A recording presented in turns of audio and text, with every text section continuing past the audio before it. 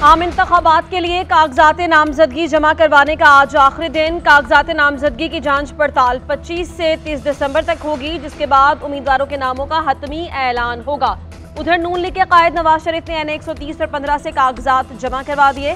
शहबाज शरीफ NA 123, 132 और 242 से उम्मीदवार। बिलावल भुट्टो NA 128 और NA 194 से इलेक्शन लड़ेंगे। आसिफ जरदारी ने NA 207 से कागजात जमा करवाए।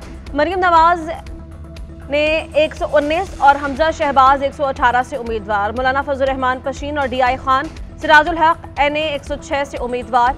शेख महमूद कुरैशी और उनके बच्चों के लिए NA 150 और 151 से कागजात लिए गए। उस्मान डार की वालिदा ने NA 71 से कागजात नामजदगी जमा करवाए। Tehreek Insaf intra party election के फैसले के खिलाफ अदालत ना जा सकी। PTI को इलेक्शन कमीशन के फैसले की तस्दीक शुदा कॉपी ना मिली। साबिक चेयरमैन PTI बैरिस्टर गौहर कहते हैं बल्ले का निशान वापस लेने के लिए मंगल को अदालत से रुजू करेंगे। इलेक्शन कमीशन के फैसले को हाई कोर्ट और सुप्रीम कोर्ट में चैलेंज करेंगे। उम्मीद है अदलिया हमारे बल्ले के निशान को बहाल करेगी। अडयाला जेल के बाहर मीडिया से गुफ्तगू करते हुए बोले, बानी PTI ने मुलाकात में इलेक्शन कमीशन के फैसले को चैलेंज करने का कहा है। बल्ला पाकिस्तान के 70% आवाम की निशानी है। इलेक्शन साफ शफाफ ना हुए तो मुल्क में अफरा तफरी फैलेगी। ये सब PTI को सियासत से बाहर रखने के लिए किया जा रहा है। सिवाय हमारे किसी का भी क्रिमिनल ट्रायल उजरत में नहीं हो रहा। साइफर केस का ट्रायल गैर कानूनी तरीके से चल रहा है। शाह महमूद साइफर केस में जमानत के बावजूद जेल से रिहा ना हो सके। दिन भर इंतजार के बाद दोपहर के वक्त सुप्रीम कोर्ट से जमानत की तस्दीक शुदा कॉपी जारी हुई। शाह महमूद कुरैशी के वकील बैरिस्टर तैमूर मलिक ने कहा कि अदालतें आज और पीर को बंद रहेंगी। शाह महमूद कुरैशी अडयाला जेल में बिला जवाज कैद रहेंगे। रहनुमा तहरीक इंसाफ की बेटी मेहरबानो मीडिया से गुफ्तगू में बोली, हमारे वकील भी मौजूद नहीं थे और ट्रायल शुरू कर दिया गया। ये किस किस्म का ट्रायल है?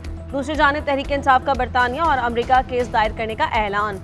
बानी PTI की हमशीरा अलीमा खान की मीडिया से गुफ्तगू, कहा लगता है कि ये बानी PTI को जेल से बाहर निकलने देंगे।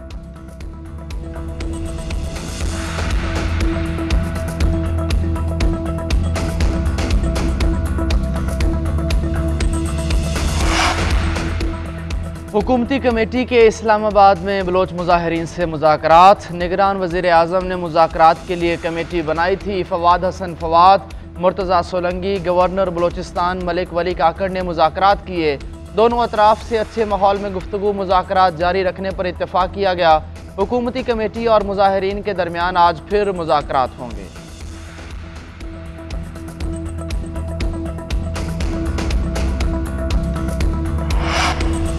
कानून के दायरे में रहकर एहतजाज का हक हासिल है। अमन व अमान का मसला बने तो कानून पर अमल करवाना पुलिस की जिम्मेदारी है। बलोच मुजाहिरीन के जायज़ मुतालबात पूरे करने के लिए कमेटी बना दी है। निगरान वज़ीर आज़म अनवरुल हक काकड़ की गुफ्तगू, कहा बलोचिस्तान गुज़श्ता 2 दहाइयों से दहशतगर्दी का शिकार है। तुर्बत ने मजदूरों पर हमला करके शहीद किया गया। ये कौन से लोग थे? हम सिक्योरिटी इदारों का मोराल ख़राब करेंगे तो लड़ाई कैसे जारी रहेगी? मुझे शर्मिंदगी नहीं कि मैंने एक ज़माने में PTI का दिफा किया। 2013 और 2018 में PTI को वोट दिया था।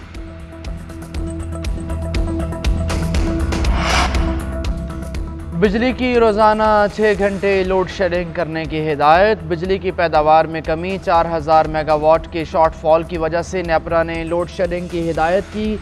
इस वक्त बिजली की मजमूई पैदावार 9000 मेगावाट और तलब 13500 मेगावाट है। पन बिजली की पैदावार में रिकॉर्ड 90% कमी आ गई। दरियाओं में पानी की कमी और भल सफाई की वजह से पन बिजली की पैदावार में कमी हुई।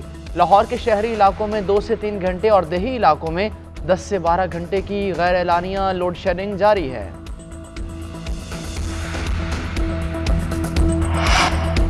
ऑडियो लीक्स केस में DGIB और DGFI तलब। इस्लामाबाद हाईकोर्ट की 19 फरवरी को पेश होने की हिदायत। IB से रिपोर्ट तलब। अदालत ने सवाल उठाए कि DGIB बताएं शहरियों की निगरानी कौन कर सकता है? क्या रियासत के पास गैर कानूनी सर्विलेंस से महफूज रहने की सलाहियत है? FIA पता लगाए कि ऑडियो किसने लीक की और सोशल मीडिया पर शेयर की। ये भी बताएं कि फ़ोन कॉल्स की निगरानी और रिकॉर्डिंग कैसे हो सकती है। अदालती हुक्मनामे में कहा गया कि चेयरमैन PTA आइंदा समात पर पेश होकर अदालत को ब्रीफ करें। बताएं कि मोबाइल फ़ोन सार्फिन की कॉल्स और डेटा महफूज बनाने के लिए क्या इक़दाम किए जा रहे हैं। इलेक्शन कमीशन का हल्का बंदियों से मुताल्लिक अहम फैसला। हल्का बंदियों पर एतराज़ात आम इंतखाबात के नताइज इलेक्शन मुरतब करने के बाद सुने जाएंगे। इलेक्शन कमीशन के फैसले में कहा गया कि हल्का बंदियों पर एतराज़ात सुनना इंतखाबी प्रोग्राम को मुतासर करने के मुतरादिफ है। इलेक्शन कमीशन ने सुप्रीम कोर्ट के हालिया फैसले का भी हवाला दिया।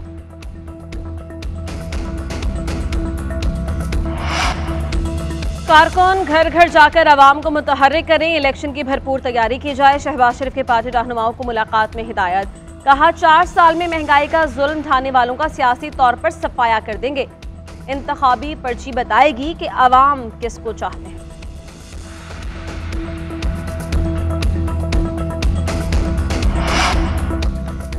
पहले लाडला अब मासूम कहकर मुसल्लत किया जा रहा है, ये नहीं चलेगा। अवाम ये इजाज़त नहीं देंगे। मरियम औरंगज़ेब के बानी PTI पर ताक ताक कर लफ्ज़ी वार। प्रेस कॉन्फ्रेंस में कहा इस मासूम आदमी ने आइन तोड़ा, मुल्क की सलामती दाव पर लगा दी, तोशा खाना के तहाइफ बेचे और मासूम है।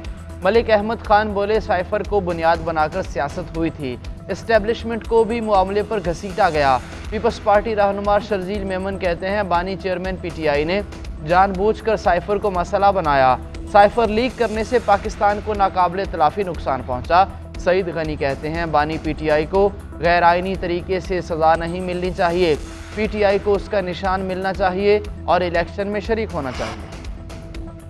अडियाला जेल में साइफर केस का ओपन ट्रायल, गवाहों के बयानात कलमबंद। केस के अहम गवाह आजम खान, असद मजीद और साबिक मजिस्ट्रेट ने बयानात रिकॉर्ड करवा दिए। नौमान मोहम्मद इशफाक, हिदायतुल्लाह और हसीब गौहर के बयानात भी कलमबंद। कमरा अदालत ने बानी चेयरमैन और शाह महमूद कुरैशी के अहले खाना और मीडिया के नुमाइंदे मौजूद रहे। प्रोसिक्यूशन के वकील शाह खावर ने कहा अदालत आलिया के अहकामात वाज़ेह हैं, जमानत का फैसला ट्रायल पर असरअंदाज नहीं होगा।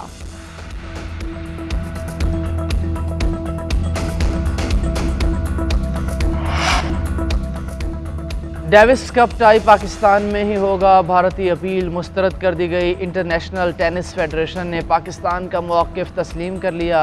भारत सिक्योरिटी वजूहात का बहाना बनाकर न्यूट्रल वेन्यू पर खेलना चाहता था। पाकिस्तान ने मौक़िफ़ अपनाया कि मुल्क में सिक्योरिटी का मसला नहीं है, दीगर टीमें आकर खेल रही हैं। ITF के ट्रिब्यूनल ने फैसले में कहा कि पाकिस्तान में डेविस कप ना खेलने की कोई ठोस वजह नहीं। सिक्योरिटी सूरत हाल ऐसी नहीं कि मैच ना हो सकें। पाकिस्तान और भारत के दरमियान डेविस कप टाई 4 फरवरी को खेला जाएगा।